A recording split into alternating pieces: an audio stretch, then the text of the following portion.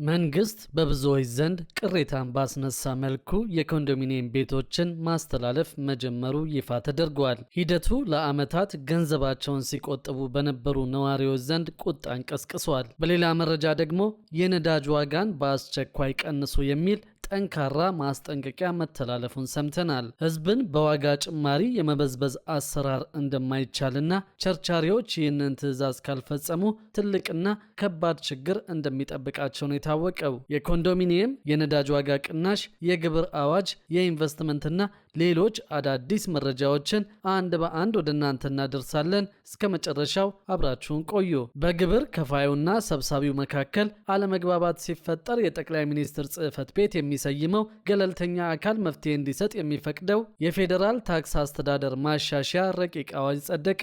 አዋጁ ታክስ ከፋዩ በታክስ ዕዳው ላይ ከፍተኛ ጫናን የሚያስከትል አዲስ ማስረጃ ካቀረበ አስቀድሞ ባለማቅረቡ ምክንያት ሊከፍል ይገባ የነበረውን የታክስ ዕዳ 10 በመቶ ቅጣት እንደሚከፍል የሚያዝ ድንጋጌን ይዟል። አዋጁ በግብር ከፋዩና ሰብሳቢው መካከል አለመግባባት ሲፈጠር የጠቅላይ ሚኒስትር ጽሕፈት ቤት በሚሰይመው ገለልተኛ አካል መፍትሄ እንዲሰጥ የሚያዝ እንደሆነ ታውቋል። የታክስ ውሳኔ ማስታወቂያው ከደረሰው በኋላ በታክስ ከፋዩ የሚቀርብ አዲስ ሰነድ፣ መረጃ፣ ማስረጃ ወይም ፍሬ ነገር በቅሬታ ይግባኝ ወይም ስህተትን ለማረም በሚቀርብበት ጊዜ ተቀባይነት ሊያገኝ የሚችለው ደግሞ ሰነዱ ያልቀረበው ከአቅም በላይ በሆነ ምክንያት ከሆነ ነው ተብሏል። በተጨማሪም የማስረጃው አለመታየት በታክስ ከፋዩ የታክስ ዕዳ ላይ ከፍተኛ ጫናን የሚያስከትልና ታክስ ከፋዩ ማስረጃውን ያገኘው የታክስ ውሳኔ ማስታወቂያ ከደረሰው በኋላ ከሆነ እንደሆነ ተደንግጓል። ታክስ ከፋዩ በታክስ ዕዳው ላይ ከፍተኛ ጫናን የሚያስከትል አዲስ ማስረጃ ያቀረበ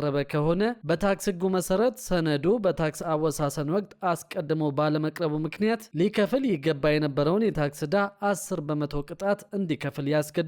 የፌዴራል ታክስ አስተዳደር ማሻሻያ አዋጅ በውስጡ ከያዛቸው አዳዲስ ማሻሻያዎች ውስጥም በታክስ ከፋዩና ሰብሳቢው መካከል አለመግባባት ሲፈጠር ከፍርድ ቤት መለስ በገለልተኛ አካል እንዲስማሙ ይፈቅዳል። ይህን ገለልተኛ ተቋም ግን የሚሰይመው የጠቅላይ ሚኒስትር ጽሕፈት ቤት ነው ይላል ማሻሻያ አዋጁን ለማጽደቅ የቀረበው የውሳኔ ሀሳብ። ይሁንና ረቂቁ በተዘጋጀበት ወቅት አስማሚውን አካል እንዲሰይም ስልጣን የሰጠው ለግብር ሰብሳቢው ባለስልጣን ነበር።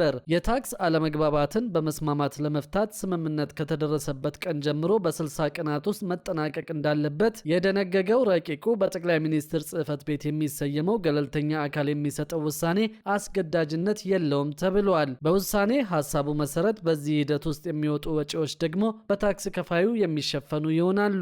በገላጋይ ወይም በአስማሚ የማይፈቱ ጉዳዮችን በተመለከተ ደግሞ ሆን ተብሎ የተደረገ ታክስን የመሰወር ድርጊት ካለ ከሀገሪቱ የታክስ ሕጎች ጋር የሚጋጭ ከሆነና ከሁለቱ ወገኖች አንደኛው በሽምግልና ሂደት ውስጥ ለመሳተፍ ፈቃደኛ ካልሆነ መሆን እንዳለበት ተደንግጓል። ደረሰኝ መስጠት ሲገባው ያልሰጠ ማንኛውም ታክስ ከፋይ ደግሞ ለግዢ ባልሰጠው በእያንዳንዱ ደረሰኝ ብዛት የ100 ሺህ ብር ቅጣት እንዲከፍል ያዛል። ተመሳሳይ ደረሰኞች ላይ የተለያዩ ዋጋዎችን በመመዝገብ የሽያጭ ዋጋን ያሳነሰ ወይም የሽያጭ ዋጋን በማሳነስ ደረሰኝ የሰጠ ማንኛውም ሰው ደግሞ በ100 ሺህ ብር የገንዘብ መቀጫና ከ5 እስከ 7 ዓመት በሚደርስ ጽኑ እስራት ይቀጣል። በታክስ አስተዳደር አዋጅ መሰረት የታክስ ሕግን በመተላለፍ ወንጀል የሚፈጽመው ድርጅት ከሆነ ደግሞ ወንጀሉ በተፈጸመበት ወቅት የድርጅቱ ስራ አስኪያጅ፣ የፋይናንስ ኃላፊ ወይም በተመሳሳይ የኃላፊነት ቦታ ላይ ያሉ ግለሰቦች ወንጀሉ ከነርሱ እውቅና ውጭ መሆኑን፣ ወንጀሉ እንዲፈጸም ያልፈቀደ መሆኑንና ወንጀል እንዳይፈጸም መከላከል የሚያስችል የውስጥ ቁጥጥር ስርዓት የዘረጋ መሆኑን ካላስረዳ በወንጀል ተጠያቂ ይሆናል ተብሏል። በሌላው መረጃችን ደግሞ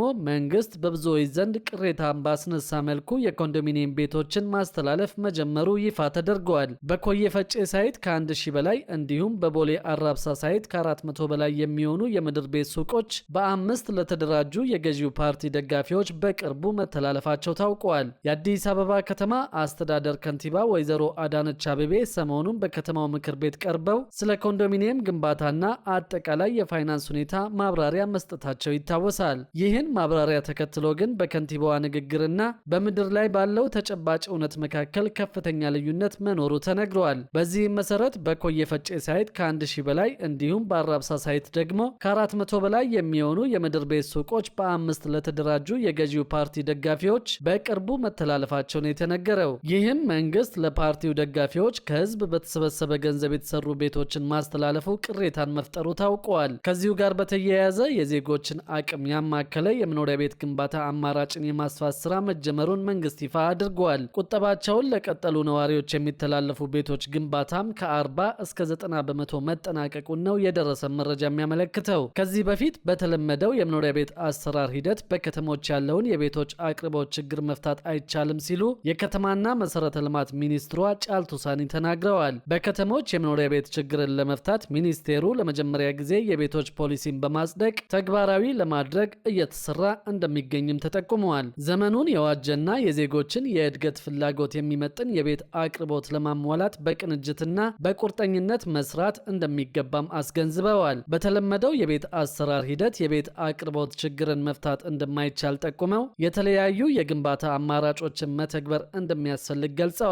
በዚህም መሰረት የዜጎችን የመግዛት አቅም ያማከለ የመኖሪያ ቤት ግንባታ አማራጭን ማስፋት እንደሚገባ አጽንኦት ሰጠውታል። ተጀምረው የማያልቁ የመኖሪያ ቤት ግንባታዎችና ዜጎችን ለከፍተኛ ዕዳ የሚዳርጉ ፕሮጀክቶች እንዳይኖሩ ሰፊ ጥናት መደረጉንም ተናግረዋል። እጅግ ዘመናዊና ፈጣን የቴክኖሎጂ ግብዓቶችን በመጠቀም በርካታ ቤቶችን ለመገንባት ከሚመለከታቸው አካላት ጋር በቅንጅት እየተሰራ እንደሚገኝም ተገልጿል። ለአብነትም የስሪዲ ኮንክሪት ህትመት፣ የቅድመ ዝግጅት፣ ቀላል የአረብ ብረት ግንባታና የኮንቴነር መኖሪያ ቤቶች የላቁ የግንባታ ዘዴዎች በጥምረት ጥቅም ላይ እየዋሉ መሆኑ ተነግረዋል። ከቤት አቅርቦት ጋር በተያያዘ ፍላጎትና አቅርቦትን ለማጣጣም 5 ስትራቴጂዎች ተነድፈው በመንግስት በጀት በመንግስትና በግል አጋርነት በግል በሪል ስቴትና በግለሰብና ግለሰብ ቤቶች እየተገነቡ መሆናቸውን የአዲስ አበባ ከተማ አስተዳደር ምክር ቤት ገልጿል።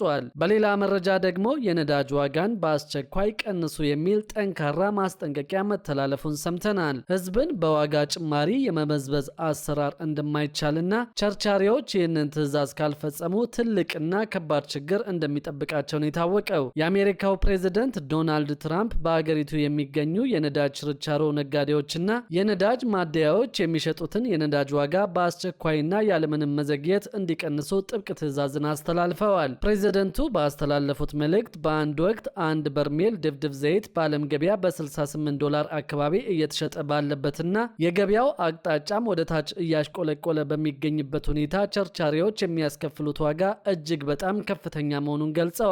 በመሆኑም ነጋዴዎቹ ለዚህ መግለጫ ፈጣን ምላሽ በመስጠት ትክክለኛውን ነገር ማድረግ እንዳለባቸው ያሳሰቡት ፕሬዝደንት ትራምፕ ለታላቁ የአሜሪካ ሕዝብ ስትሉ ዋጋቸውን በአስቸኳይ ቀንሱ በማለት ትዕዛዝ ሰጠዋል። ከትዕዛዙ ጋር በተያያዘም ፍጹም ህገወጥ የሆነውንና ሕዝብን በዋጋ ጭማሪ መበዝበዝ የሚባለውን አሰራር በፍጹም እንደማይታገሱትና ቸርቻሪዎቹ ይህንን ትዕዛዝ ካልፈጸሙ ወደፊት ትልቅና ከባድ ችግር እንደሚጠብቃቸው አስጠንቅቀዋል። ፕሬዝደንት ትራምፕ በአገሪቱ የአንድ ጋሎን ነዳጅ ዋጋ $2.5 አካባቢ ኢላማ በማድረግ እንዲቀንስ የጠየቁ ሲሆን ይህም የዜጎችን የኑሮ ውድነት በከፍተኛ ደረጃ እንደሚያቀለው አስገንዝበዋል።